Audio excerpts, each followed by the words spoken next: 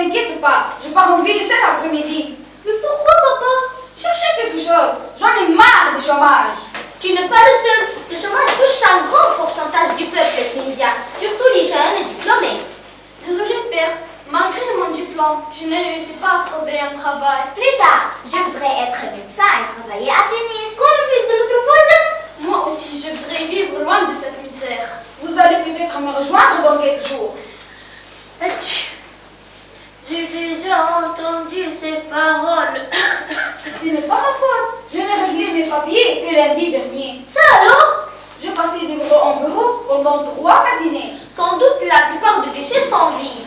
Et l'employé présent t'a dit de revenir demain. En ville, les soins médicaux sont développés. Je viendrai t'emmener faire une visite médicale le plus tôt possible. Que Dieu te protège, mon enfant. Au revoir, ma mère. Allez, mes enfants, vous allez m'accompagner à la gare avec votre mère. Pourquoi tu es pressé? Le train est toujours en retard.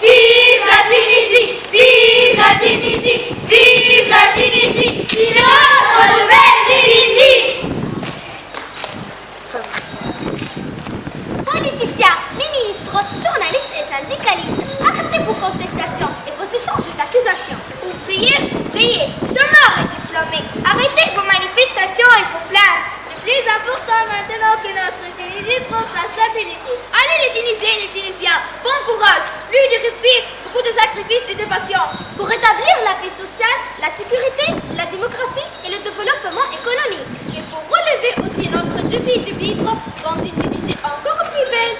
Papa, c'est le mondial. Oui, mon enfant, mais en réalité, je suis peintre. Peintre? C'est à présent que j'ai le plaisir de me montrer que lorsque je vis de bout en bout. Vous pouvez maintenant peindre notre patrie avec ses rues et ses maisons, avec ses villes et ses villages, Avec ses plages et ses champs. avec son oasis, son désert et ses patriotes sympathiques. Vous avez surtout besoin de la couleur verte pour rendre à la Tunisie son qualificatif vert.